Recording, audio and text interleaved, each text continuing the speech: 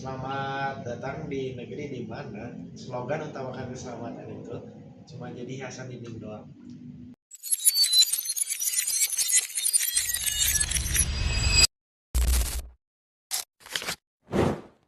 Kita harus membuka mata di mana banyak tempat pekerjaan yang tidak memikirkan keselamatan para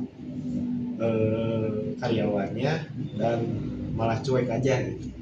Standar K3 di negara kita tuh kayak ibaratkan payung kertas di tengah badai gitu. Yang mau kalian mati kedinginan atau basah kuyup juga itu malah jadi hal belakangan. Yang penting kelihatan usahanya dulu. Ada pepatah yang mengatakan bahwa tak kenal maka tak sayang. Halo, saya Regine Angelina. Saya dan kelompok saya akan menjelaskan mengenai apa itu K3. Standar K3 itu apa sih? Nah, jadi standar K3 adalah singkatan dari keamanan, kesehatan, dan juga keselamatan kerja. Nah, di Indonesia, acuan utamanya ada di UU nomor 1 tahun 1970 dan PP nomor 50 tahun 2012. Nah, jadi intinya K3 itu bukan cuma tentang helm proyek aja, tapi tentang bagaimana perusahaan dapat menciptakan ekosistem kerja yang sehat dan juga aman secara menyeluruh. Halo semuanya, perkenalkan aku Chelsea Valencia dan hari ini aku mau membahas tentang 3 aspek. Yang pertama adalah tentang keamanan. Indonesia memasuki peringkat ke-25 negara teraman di dunia.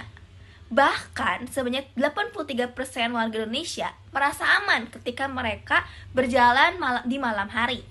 Namun meski Indonesia memasuki negara yang relatif aman, tidak menutup kemungkinan bahwa Indonesia masih menghadapi masalah keamanan. Seperti contohnya konflik etnis yang terjadi di suku Wamena. Itu tuh baru-baru aja terjadi, guys. Nah, yang kedua juga ada banyak banget isu-isu sosial politik yang kerap menutupi perhatian terhadap keamanan sosial. Yang kedua adalah aku membahas tentang aspek kesehatan. Masalah utama kesehatan remaja Indonesia itu meliputi anemia, stunting, masalah kekurangan energi kronis, dan juga obesitas. Nah, masalah yang terakhir aku mau bahas tentang kecelakaan kerja. Awal 2025 tercatat 47.000 kasus kecelakaan kerja yang naik sebanyak 12%. Mayoritas terjadi di sektor konstruksi sebanyak 29%, manufaktur sebanyak 26%, serta transportasi dan logistik sebanyak 18%. Nah, segitu aja yang topik yang mau aku bahas hari ini. Terima kasih. Saya Tahita, saya akan membahas tentang penyebab rendahnya kesehatan dan keselamatan kerja. Yang pertama, pimpinan perusahaan kurang peduli terhadap keselamatan kerja, sehingga K3 tidak jadi prioritas utama. Yang kedua, kurang pengarahan pelatihan soal keselamatan kerja dan pelatihan K3, sehingga pekerja tidak dibekali dengan pengetahuan dan keterampilan tentang keselamatan, sehingga berisiko mengalami kecelakaan. Yang ketiga, fasilitas dan peralatan tidak memadai. Alat kerja yang rusak atau tidak sesuai standar akan meningkatkan kecelakaan saat bekerja. Lalu yang keempat, kurangnya alat pelindung diri, sehingga pekerja tidak terlindungi secara maksimal dari bahaya fisik, kimia, atau mekanik. Lalu ada faktor lainnya, yaitu sakit mental. Yang pertama, karena beban kerja terlalu berat, karena pekerjaan banyak bikin cepat lelah dan stres. Kedua, tekanan dari atasan, karena tuntutan berlebihan membuat pekerjaan tertekan. Ketiga, lingkungan kerja tidak nyaman, karena suasana kerja buruk mempengaruhi pikiran kita. Lalu yang keempat, gaji tidak sebanding, karena kerja keras tidak dihargai menimbulkan stres.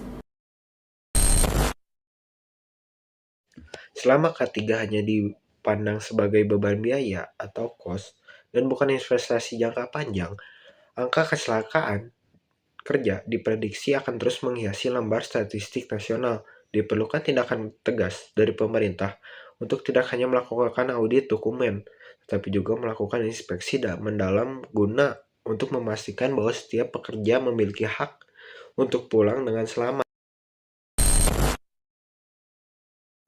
Cara mengatasi permasalahan K3 itu bisa dengan melakukan intervensi gizi dan kesehatan, manajemen beban kerja, lalu bisa dengan menciptakan lingkungan kerja yang sehat dan aman, dan juga dapat menguatkan sistem manajemen K3. Perusahaan juga perlu untuk melakukan medical check-up secara berkala kepada karyawannya, dan juga menerapkan sistem rotasi kerja yang memberikan waktu istirahat yang cukup bagi mereka, dan juga memastikan bahwa setiap pekerja memiliki APD atau alat pelindung diri yang layak dan sesuai dengan risiko pekerjaannya mereka. Namun, sayangnya masih banyak dari perusahaan yang memilih untuk tidak menginvestasi kepada K3 karena mereka menganggap biaya awalnya itu cukup mahal. Padahal saat mereka investasi kepada K3 itu sebenarnya biaya jauh lebih kecil dibandingkan mereka harus membayar kerugian perusahaan akibat penghentian produksi, rusaknya reputasi di masa depan, dan juga membayar kompensasi karena adanya kecelakaan yang terjadi saat bekerja. Mari kita sadari bahwa setiap perusahaan wajib memiliki standar K3 yang terpenuhi demi keberlangsungan perusahaan.